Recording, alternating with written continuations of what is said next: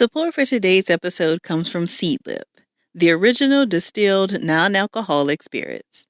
Crafted from the finest globally sourced botanical ingredients, Seedlip comes in 3 varieties: the aromatic Spice 94, Herbal Garden 108, and Citrus Forward Grove 42, all without alcohol, calories, or sugar. Curiously complex flavors make crafting elevated non-alcoholic cocktails easy at home. As simple as adding a splash of premium mixer of 2 ounces of your favorite preferred expression, or challenging your bartending skills to create a more elevated serve, Seedlip enables you to have that evening drink any night of the week. Conveniently delivered direct to your door from seedlipdrinks.com. Support for today's podcast also comes from Helix. It's been about 5 months now, and I'm still very happy with my Helix mattress. I'm not sure if you've been on the hunt for a mattress lately, but there are so many choices. The thing I love most about Helix was that I was able to take a 2-minute quiz that matches your body type and sleep preference to the perfect mattress just for you. Ordering was very easy and delivery was super fast. If you're looking for an upgrade to the way you sleep, I definitely encourage you to check out Helix for a mattress shipped straight to your door with free no-contact delivery, completely free returns, and a 100-night sleep trial. And just for y'all, Helix is offering up to $200 off all mattress orders and 2 free pillows at helixsleep.com/therapy for Black girls. Just go to helixsleep.com/therapy for Black girls, take their 2-minute sleep quiz, and they'll match you to a customized mattress that'll give you the best sleep of your life. Now let's get into the show. Welcome to the Therapy for Black Girls podcast, a weekly conversation about mental health, personal development, and all the small decisions we can make to become the best possible versions of ourselves. I'm your host, Dr. Joy Harden Bradford, a licensed psychologist in Atlanta, Georgia. For more information or to find a therapist in your area, visit our website at therapyforblackgirls.com. While I hope you love listening to and learning from the podcast, it is not meant to be a substitute for a relationship with a licensed mental health professional.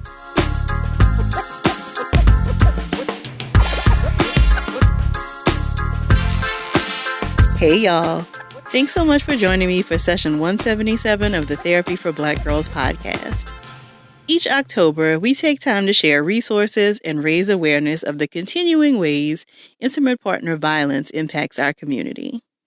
Today, we're digging into what this looks like, particularly for Black women, and why there continues to be such a disparity in the way domestic violence is regarded when it involves a Black woman. Joining me for this conversation is Dr. Carolyn West. Dr. West is an award-winning professor of psychology at the University of Washington, where she teaches courses on family violence and the psychology of Black women. She's the author of Violence in the Lives of Black Women, Battered, Black and Blue, and producer of the documentary, Let Me Tell Y'all About Black Chicks, Images of Black Women in Pornography. Dr. West and I discussed the role race plays in navigating intimate partner violence, the idea of the perfect victim, and suggestions for supporting women in your life who may be suffering abuse. If something resonates with you during our conversation, please share it with us on social media using the hashtag TBGInSession. Here's our conversation. Thank you so much for joining us today, Dr. West. Thank you so much for having me. Yeah, I'm very pleased that you were able to join us and always appreciate having someone who has a history and so much research that you've done related to Black women as it relates to intimate partner violence and domestic violence. And so I'm curious to hear the evolution maybe of some of that work and how it maybe looks different now than it did maybe even 10 years ago in doing the work. So what we've learned in the last 10 years or so, we have better research. And that's one huge advance in the field that I found. So I would say, think about 10 African-American women that you know. It could be a friend, a family member, a coworker. 4 of those women, according to national statistics, will be a victim of domestic violence, sexual assault, or stalking. after the age of 18 at the hands of an intimate partner. It really is a very stark statistic when you share it, right? Like if you think about yourself in a group of 9 girlfriends, that is quite a lot of people in the group who will have been impacted by this. Exactly. Yeah. And that's devastating. Yeah. And so it sounds like you're suggesting that it is not as urgent to people as it really should be. Absolutely. I think in some ways, ironically, with Black women, violence is so visible because it's impacting us all the time, which makes it ironically really invisible because nobody's talking about it. Mm-hmm. Yeah, and interestingly enough, of course, we have a very public violence situation between, I think they were in a relationship, Tory Lanez and Meg Thee Stallion, right? And so we have a very public example right now, and I think it feels like it has brought together all of the pieces of your research in this one incident, right? So we see that there has been lots of backlash against Meg for sharing this information, but even on her end, she was initially reluctant to press charges or to say anything, even on the scene, because of fear for herself and fear for him and the other people who were there with them that evening. So I'm curious just to hear more about your thoughts about how the media and just, other Black people have really kind of really ganged up on her in a lot of ways and are not necessarily believing her. And there were quite a few memes shared when this initially happened. I mean, even now, Tory Lanez has come out with a new album. I've not listened to it. I wasn't a fan of his music even before. I mean, definitely not now. But, it sounds like there are some suggestions he's making on the album that he didn't do it, right? And so it very much feels like the pain that she has experienced is not being taken seriously. And in some ways, he's trying to invalidate that it even happened in the ways that she's saying it did. And I think that we need to understand that what happened to Meg is actually a reality in the lives of too many African American women. Black women were more likely to be killed by an intimate partner at double the rates of white women. Oftentimes, when they're killed by an intimate partner in the context, with usually a handgun in the context of an argument. And so she was really lucky, actually, that she didn't become one of those statistics. Yeah, yeah, and it is very unfortunate, both the incident and the aftermath that we are now kind of seeing play out on social media and in magazines and other websites and stuff. And so I do want to hear a little bit more because it does feel like it's often a very complicated situation. And I have a background in college student mental health, and so have worked with lots of young women who maybe have been sexually assaulted and feel very mixed feelings about whether they want to press charges, right? So we know again, the backdrop in which we exist in terms of police violence and how our stories are not often taken seriously in the system. And so there is often some trepidation about, do I prioritize, trying to get justice for myself versus what might happen to this Black man in the system? And I'd love to hear more about, what has come out in terms of your work related to that. I think that happens a lot, and I think it's deeply rooted in history.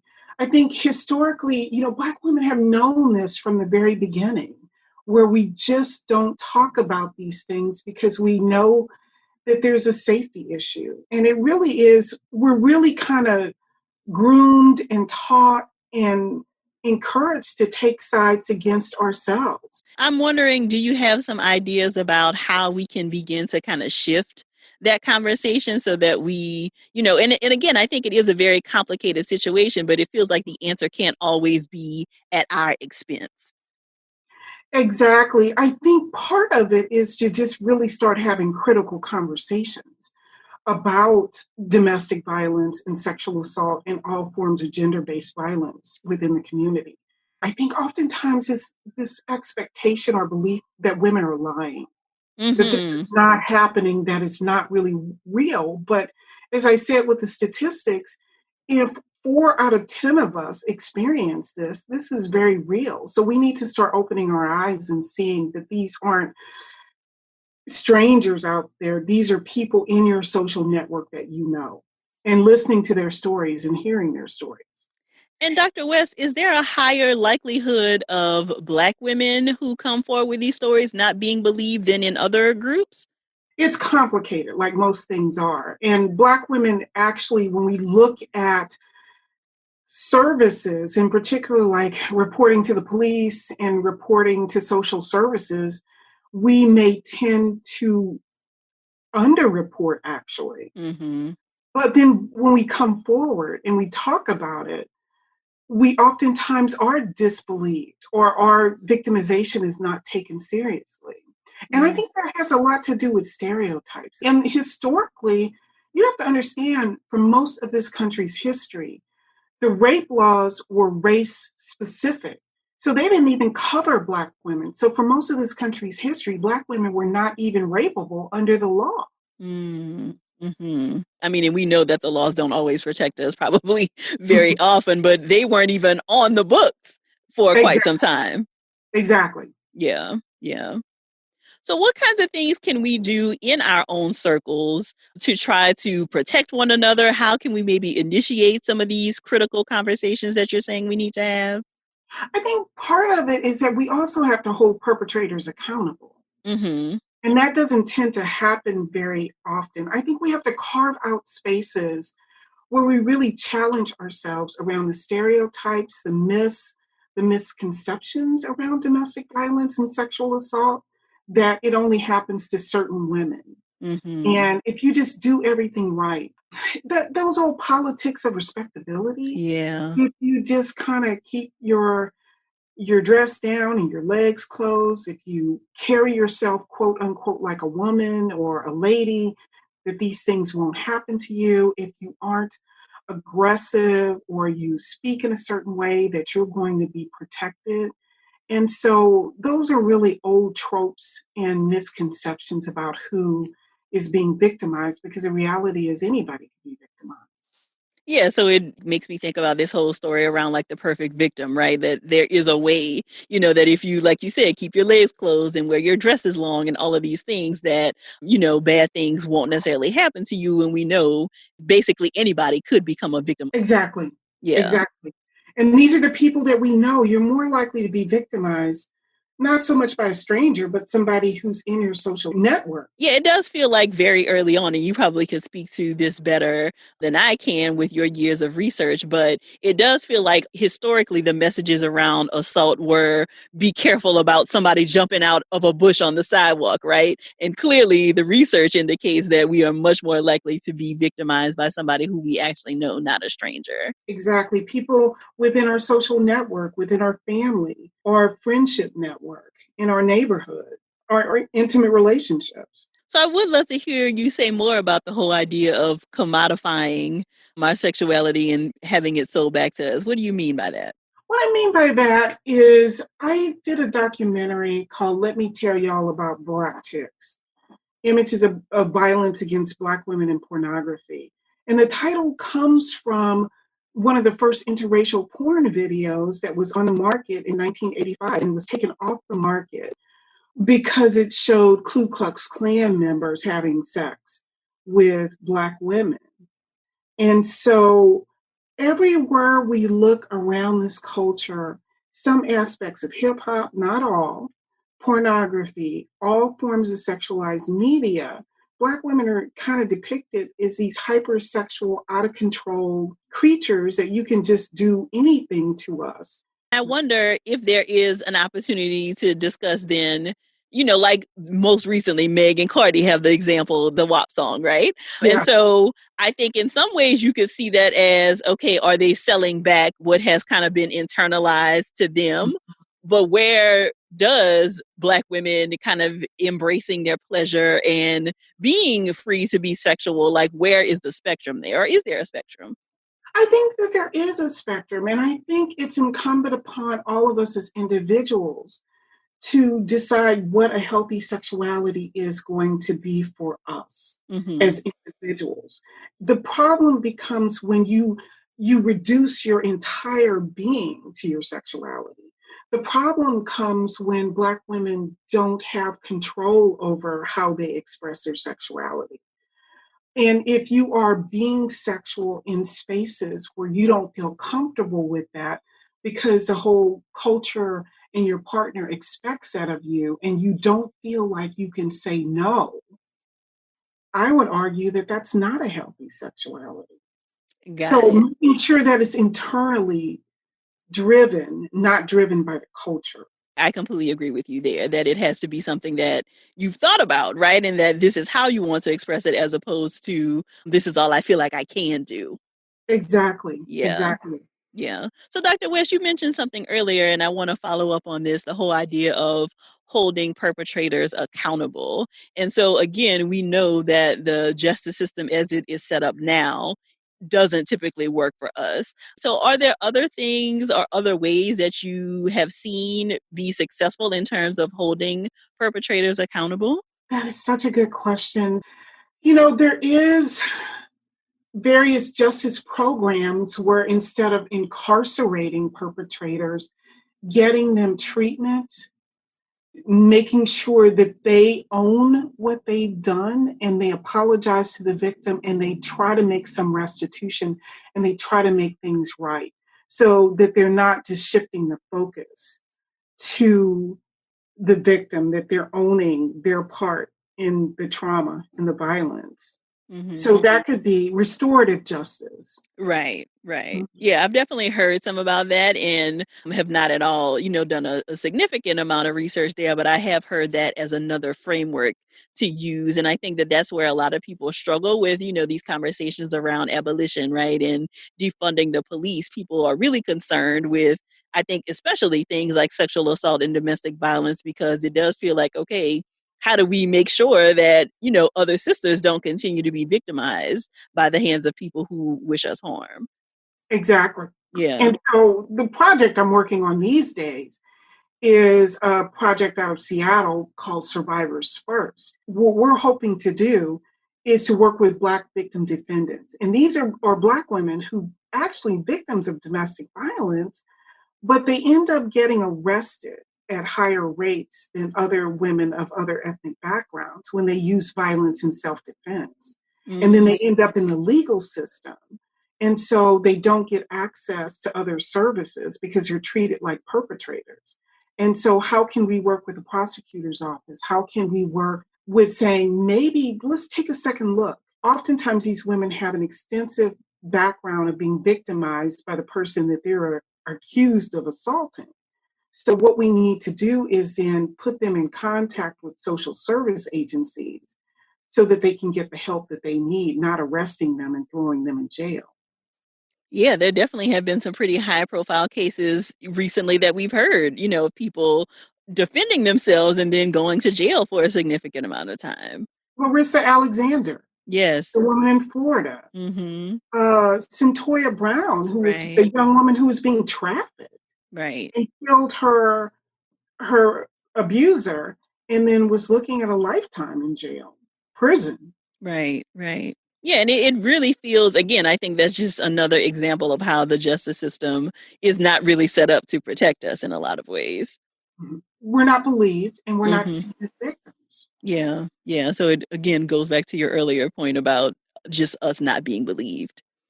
Let's take a quick break here to hear a word from our sponsors. Support for today's podcast comes from the #1 new scripted series on cable, Tyler Perry's Sistas on BET. The juicy 2-hour season 2 premiere happens tonight at 9/8 Central on BET. Grab your popcorn and be sure to use the hashtag #SistasOnBET as you watch live. We also have a quick message paid for by the Leadership Conference Education Fund. Remember that you don't have to wait until November 3rd to cast your ballot. You can be an October voter. In most states, you can vote early. Request your mail ballot, return your completed ballot in the mail or in person, or vote early at an early voting location. Let's all do our part to try to make sure all voices are heard. Make a plan to vote. Visit instillIvote.org to join the fight for voting rights today. Now let's get back into our conversation. So I want to hear more, Dr. West, since you brought up the idea of working with this program called Survivors First. We know, of course, that we are still in the midst of a pandemic. We know that for some time, lots of businesses were closed and lots, I think, are still primarily closed. And I know that there has been a huge impact, even though we've seen an increase in like calls for domestic violence. And we know anytime there's a major stressor like this, there is a likelihood of increased instances of domestic violence as well as child abuse. But a lot of those services were closed, right? Like the shelters. And so I'm curious to hear if there are ways that you've heard organizations be able to shift to offer their service digitally. Like what kinds of resources are even available given that we're all still in a pandemic? That's the real challenge. I mean, oh, it's exceedingly complex. Yeah. And social services were understaffed, under resourced even before the pandemic. And so I think what's going to need to happen next is that October is Domestic Violence Awareness Month. And as individuals have to reach out to these social services and say, what is it that you need and how can we help as a community? Because it's got to be a community based response. So it could just be something as simple as donating money so that survivors can stay in a hotel for some time, or donating clothes or food so that they have some economic resources. It is a problem. We'd have to be calling the National Domestic Violence Hotline and seeing what services are available in your community. I mean, it was a struggle even before the pandemic. And like you're mentioning, now that, so many offices you can't necessarily visit in person, it has become even more of a struggle. Exactly. Yeah, yeah. So I am curious, Dr. West, to hear, we talk a lot about social media here on the podcast and the ways that it can often be helpful, but also harmful. And I'm wondering if you have seen an evolution in your research and looking at like the impact that social media has in domestic violence or in the ways that memes and things like contribute to this gendered violence. Can you share anything about that? Absolutely. Social media in all forms of technology has just absolutely made things more challenging. You can put cameras up. Cameras are available and smaller, and you can actually put those up in the victim's house and be able to stalk them virtually in that way. You can harass them and stalk them on social media. You can put a tracking device on their car or in their purse so you know where they are all the time. So, with social media and technology, stalking has become much more complex as a form of violence. We're seeing more of that. Yeah, it does also feel like the whole idea of like leaking people's nudes is an additional thing that the laws, it feels like, have yet to catch up to. That is, of course, another way in which people are violated. Right, it's called revenge porn. Yeah. And so that is something that's happening a lot. So you share nudes maybe within the context of a personal relationship, and that can be used to harass the victim afterwards, or they could be taken without her knowledge and consent. Mm-hmm. Yeah. So you mentioned earlier, Dr. West, the whole idea of there still being some huge misconceptions related to intimate partner violence. Can you share some of the things that you feel like are the biggest misconceptions? I think one of the biggest misconceptions is that victims deserve it. They've done something to create the problem of why they're being victimized. And if they just change their behavior, that it wouldn't happen, rather than seeing what's going on with this perpetrator that he's doing this. So that victims enjoy it, that they are, stupid or they're emotionally defective in some way if they can't just leave. One common misconception I hear all the time, well, if it's that bad, just leave, just leave.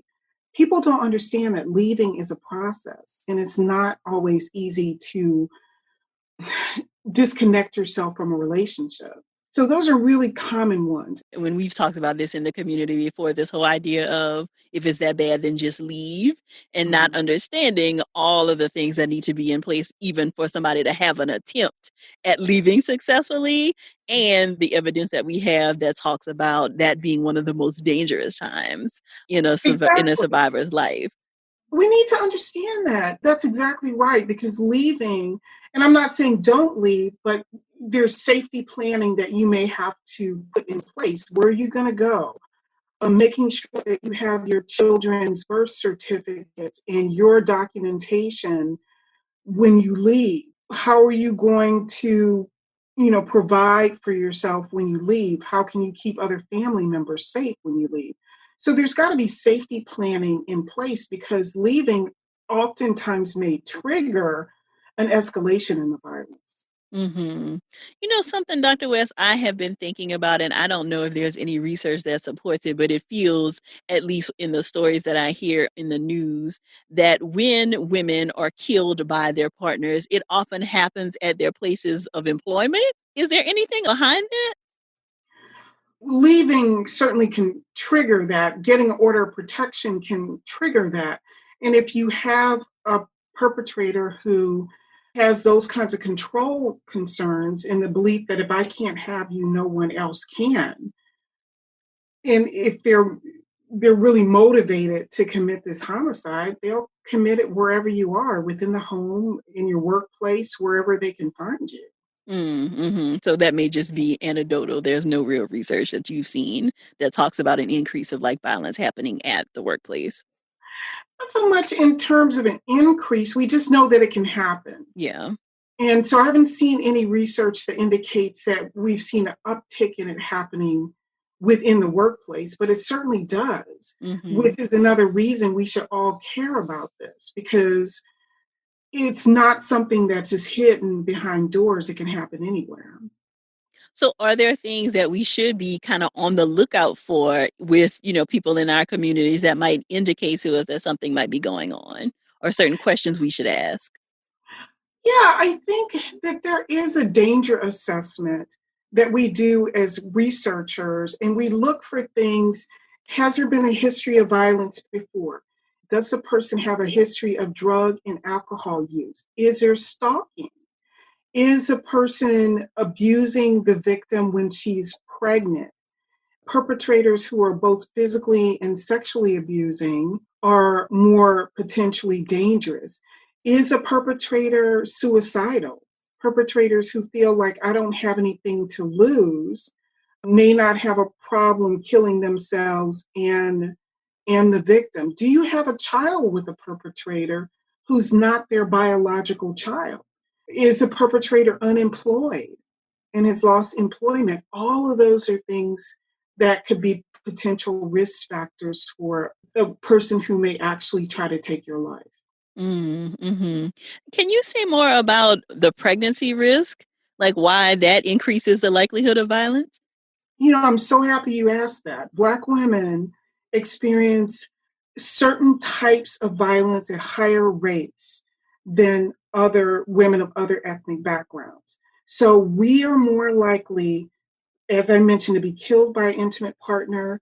We are more likely to be strangled by an intimate partner. Can you imagine somebody trying to choke the life out of you? Black women experience that at higher rates. And we're more likely to experience higher rates of what we call reproductive coercion. And that's a special type of sexual violence that involves pregnancy coercion. So the perpetrator is going to try to pressure you to become pregnant by not allowing you to use birth control, or saying, I'm going to end this relationship if you don't have a baby. Birth control sabotage. So they're going to remove that condom. They're not going to allow you to take birth control pills or throw away your birth control. And they're going to try to control pregnancy outcomes, pressure you to have an abortion, or pressure you to keep the child if you don't want to carry the pregnancy to term. So pregnancy just puts you at higher risk, because obviously if you're pregnant, it's going to be harder to escape the violence, to protect yourself, to get security. And that's just a stressful time in relationships when there's a pregnancy. Mm-hmm. Got you. And Dr. West, I wonder if there are things that you're already thinking about in terms of the increases in domestic violence that we may see on the other side of the pandemic. Like, are there things that you're already thinking about, kind of about what's going to be happening once we're done with the pandemic? Black women are living within multiple pandemics. So even when the pandemic ends, we're experiencing our violence in the context of structural violence, poverty, homelessness. We're living with community violence within our community. So many of us, we're living with historical trauma. It's not even historical because it's ongoing. When Breonna Taylor shot in her bed by the police, this is not even back in historical, this is today. And so we're living in multiple pandemics, institutional violence when we seek help for our intimate partner violence from the medical system and the police. So I think we're going to have to work harder to wrap our arms individually also around victims in our community and asking them, what is it they need to be safe? Mm-hmm. Yeah. So like you mentioned earlier, making sure that we're, donating to systems who may have to kind of pivot in doing some of their work digitally, but also very directly asking, like, what is it that you need to be safe? What is it you need to be safe, and how can I be a part of creating that? And asking the women and girls in our lives, what's going on in your family? Do you feel safe? Is there something that you need to talk about? And opening the door so we can have those conversations. Yeah. So what is leaving you hopeful in this work, Dr. West? What kinds of things are you kind of seeing on the horizon that you feel like will make an impact in the work that you've done? What's leaving me hopeful these days is, for myself, just working toward institutional change. I've been an expert witness for many years, and talking to women who are in jail or trying to help women get out of jail after they have killed intimate partners or defended themselves. What's keeping me hopeful is that at this historical time when we're talking about Black Lives Matter, that if we can shift the narrative to not just talking about violence against our community, but like Kimberly Crenshaw says, say her name, that if we can start saying the names of victims of gender-based violence, that we can really move toward making some change in this area. Yes. Yes. I mean, her work around intersectionality, right? So you mentioned earlier the whole idea of like choosing, am I going to be Black now or am I going to be a woman? When really there's no way for us to choose. We are both Black and women. Yeah. Exactly. Yeah. I guess I would say too to Black women out there, it reminds me of a song by Nina Simone. You just got to learn to leave the table when love is no longer being served.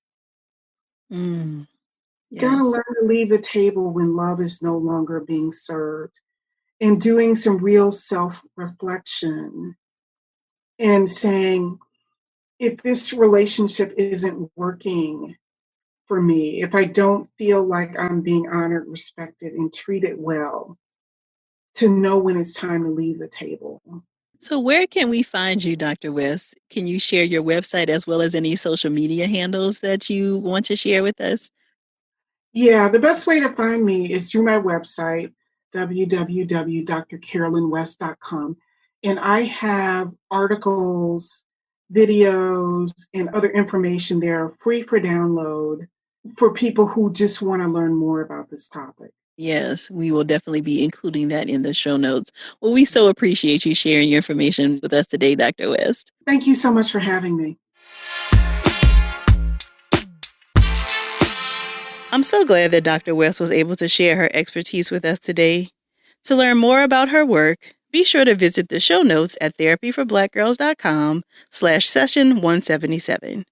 And don't forget to share this episode with two sisters in your life who might appreciate the conversation. If there's a topic you'd like to have covered on the podcast, please submit it at therapyforblackgirls.com/mailbox. And if you're looking for a therapist in your area, be sure to check out our therapist directory at therapyforblackgirls.com/directory. If you want to continue digging into this topic and connect with some other sisters in your area, come on over and join us in the Yellow Couch Collective, where we take a deeper dive into the topics from the podcast and just about everything else. You can join us at therapyforblackgirls.com/YCC. Thank y'all so much for joining me again this week. I look forward to continuing this conversation with you all real soon. Take good care.